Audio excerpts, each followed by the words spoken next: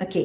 Imam Ibn Al-Jauzi mengatakan bahawa umur manusia dewasa ialah sejak berumur 35 tahun sehingga 50. Maka apabila mencapai dewasa, biasanya akan kelihatan pada diri manusia kebaikan dan keburukannya. Ada yang mengatakan bahawa apabila seseorang itu telah mencapai usia 40, sedang kebaikannya tidak melebihi kejahatan, maka syaitan akan menyapu mukanya seraya berkata, "Demi ayahku, wajah ini tidak akan terlepas daripadaku." Ini banyak perbincangan oleh ulama berdasarkan hadis Nabi dan sebagainya. Kalau kita dah capai umur 40 tahun tetapi kebaikan belum lagi melepasi keburukan, maka na'udzubillah, bimbang berkekalan keadaan begitu sehingga mati. Jadi kalau umur 40, kebanyakan alim ulama dah mula mengubah fokus hidup mereka. Cuba perhatikan, Imam Malik menjelaskan, Imam Maliki, kami dapati ramai orang yang mencari ilmu pengetahuan sehingga sampai usia 40. Apabila mereka sampai umur tersebut, mereka pun memalingkan perhatian kepada memperbanyakkan amal soleh dan mengerjakan apa yang mereka pelajari. Waktu itu tidak ada masa lagi untuk menumpukan perhatian kepada dunia walau apa sekalipun. Imam Malik sebut antara tanda-tanda ataupun ciri-ciri orang yang matinya husnul khatimah start daripada umur 40 tahun. Ini kalau kita dah boleh capai. Tapi ada orang meninggal sebelum. Bila masuk umur 40 tahun, ibu-ibu dah masuk belum 40 tahun? Dah lama dah kan, lepas. Jadi, sepatutnya umat Islam, umur 40 tahun, kena sedar, masa tu tumpuan lebih kepada amal soleh. Bukan kata tak payah belajar. Maksudnya, untuk menumpu belajar sungguh-sungguh sebelum umur 40. Setelah umur 40, waktunya untuk beramal dengan ilmu. Masya Allah. Kalau hari ini ibu-ibu sekalian lebih banyak pergi kuliah. Pagi kuliah, petang kuliah, malam kuliah. Kuliah. Bila waktunya untuk beramal dengan ilmu. Jadi ada orang bila umur dah 50-60, dia banyak pula terlibat dengan NGO. Dia jadi sukarelawan dakwah. Dia jadi sukarelawan kebajikan. Pergi bantu orang susah. Jadi nampak dia mula apply ilmu yang dia belajar. Bagaimana kelebihan kita meringankan beban orang-orang susah. Pergi ziarah. Ziarah pun juga sebenarnya kerja kebajikan. Ziarah orang sakit kanser, sakit kronik. Sebab apa? Bila pergi mendoakan, bawa sikit bantuan, menggembirakan orang sakit dan sebagainya.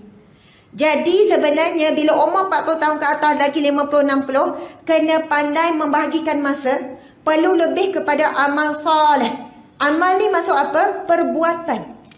Mencari ilmu juga satu amal soleh. Tapi kita bimbang, kita duduk sibuk-sibuk bila nak beramal. Hadis Nabi SAW, Nabi bersabda, sesungguhnya barang siapa yang berpagi-pagi kamu menunaikan hajat saudaramu, lebih Allah cintai daripada i'tikaf di masjid selama 1 bulan. Pahala i'tikaf begitu besar ya ibu-ibu sekalian. Hadis yang lain Nabi bersabda, barang siapa yang beriktikaf 1 hari di rumah Allah, 24 jam 1 hari. Kita mungkin tak pernah kan? Boleh 1 hari, orang lelaki mungkin boleh. Lalu Nabi kata ganjarannya Allah akan membina 3 parit yang akan menjarakkannya dengan neraka. 3 parit. Kalau kita fikir parit tak besar sangat. Kan parit ni, parit longkang kan parit. Tetapi Nabi menerangkan setiap satu parit antara hujung bumi ke hujung bumi. Itu 1 parit. Tak ada manusia lagi saya rasa sampai hari ni yang berjalan habis setiap langkah di bumi, tidak. Maksudnya kalau yang pusing bumi pun dia pusing negara, tapi hutan-hutan, laut-laut dia tak boleh nak langkah.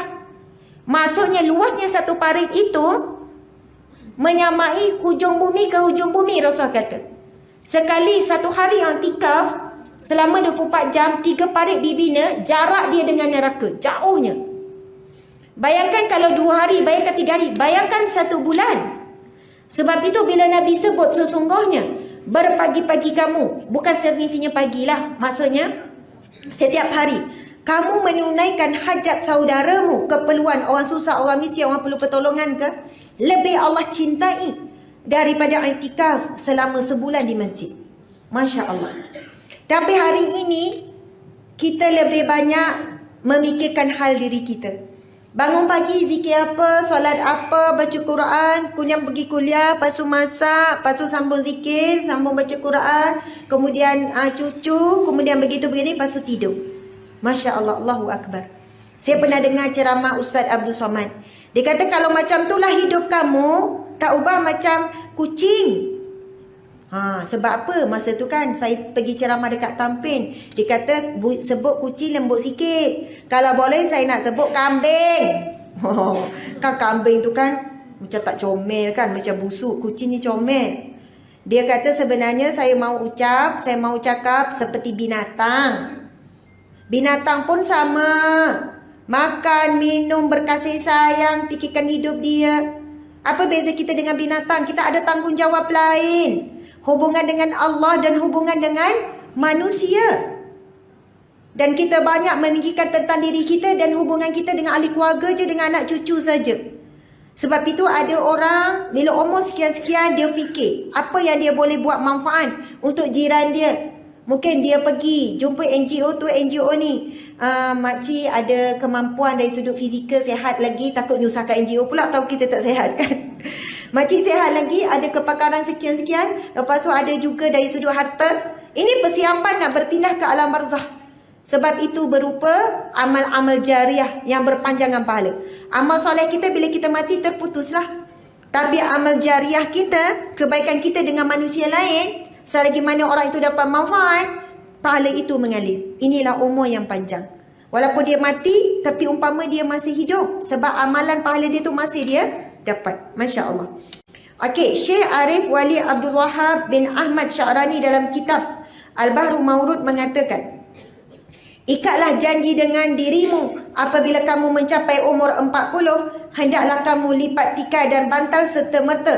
Dan ingatlah diri kamu bahawa setiap nafas yang kamu sedut itu tidak boleh lagi digunakan untuk kepentingan dunia sama sekali. Di samping itu, hendaklah kamu mengira setiap detik dari umur kamu yang telah melepasi 40 tahun itu menyamai 100 tahun dengan yang sebelumnya. Subhanallah. Imam ni sebut umur setelah 40 tahun sangat berharga. Umpama kalau 1 tahun sebelum umur 40 menyamai 100 tahun. Umur 40 kalau dah masuk ke atas, ini umur yang sangat berharga, yang akan menentukan kehidupan kita di alam sana. Kalau pada umur 40 tahun ke atas belum beri perhatian lagi, belum sungguh-sungguh lagi amal saleh, belum sungguh-sungguh lagi taubat, belum sungguh-sungguh lagi minta maaf dengan manusia, bimbang kita di kalangan orang yang tak ada persiapan untuk mati. Masya Allah. Allahu Akbar. Yang kita bimbang, minta maaf ibu-ibu sekalian. Ramai orang tua, ini orang tua sendiri cakap dengan saya.